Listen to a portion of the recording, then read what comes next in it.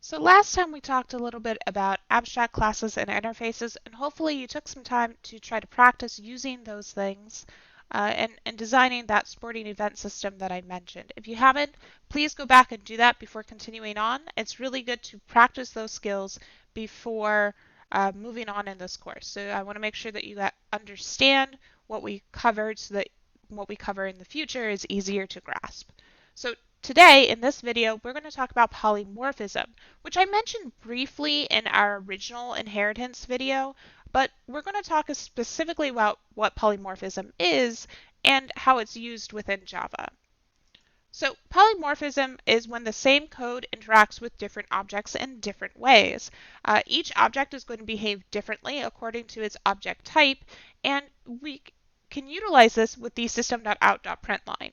So I gave you an example in the original inheritance video using an employee. We're going to simplify that a little bit. So we have an employee, and then we have a lawyer and a secretary. So with this, we can create a lawyer out of an employee variable. So we have employee lawyer1 is equal to new lawyer. So what we can see here, this is what I showed you before, a little bit of upcasting. Employee methods can be called on lawyer1, but those methods are going to behave like a lawyer and not like a generic employee because we specifically instantiated that new object as a lawyer. Now, when we go to print info from this method, and we can actually put that lawyer variable into there. So any subclass of employee can be used. It could be a lawyer, secretary, or a generic employee. And in our previous example, when we print it out, it's going to again behave like a lawyer, even though the variable is an employee. This works with arrays as well. So if we have an employee array, then we are going to be able to instantiate multiple different types of employees into this array. So we have an employee array called E, and we can put in a lawyer, a secretary, a marketer, and a legal secretary all into this array as long as they're all subclasses of employee. Now there are some problems with polymorphism. We can only call one parent class methods, meaning that we can't call things that are specific to the lawyer. We can only call things that are generic to the employee.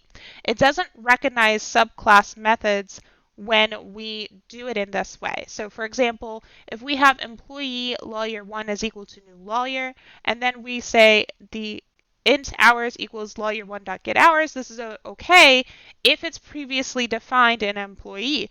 But if we try to use one of the lawyer's features, one of its own methods, like lawyer1.sue, we can't do that because it's an employee as far as the code is concerned, and it's not a lawyer, even though it behaves like one when we're calling those generic employee methods.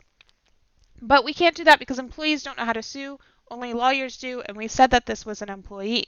However, this can be fixed with something called casting, which you should be familiar with.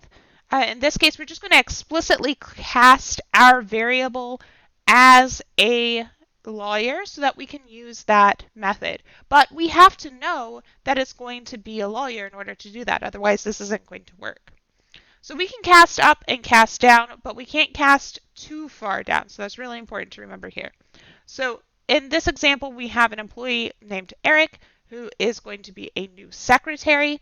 Secretary, if we cast Eric as a secretary and say take dictation, that's fine. This is okay. But if we have another subclass like legal secretary and we ask for it, Eric to be cast as a legal secretary, this isn't going to work because legal secretary is too far down the tree. Eric is only a secretary from what we defined and not a legal secretary, so we don't actually know what that is. And you cannot cast sideways. Lawyers can't become secretaries. Even though they're both from the same parent and in the same level of the tree, you can't cast sideways, meaning that that's not going to work. It's going to break the function of the program. Now this is possible because of something called dynamic binding, also known as late binding or runtime binding.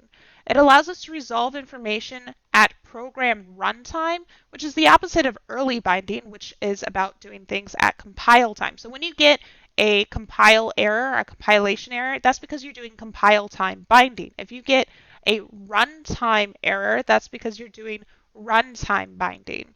So this allows us to use things like polymorphism, overloading, method overriding, and other ambiguities in our Java code. And it also allows us to determine the context of our code at runtime instead of worrying about making sure we know what it is at compile time.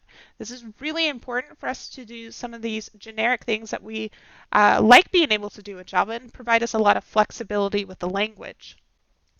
So in summary, we have a single concept has multiple meanings. That's what polymorphism does. We can have an employee that behaves like the various subclasses of employee as long as we're holding on to those generic methods.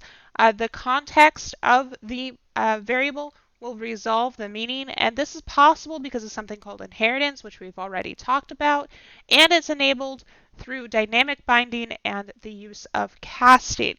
Now, I do have some examples here, and again, I'm going to share these slides with you so you'll have access to these.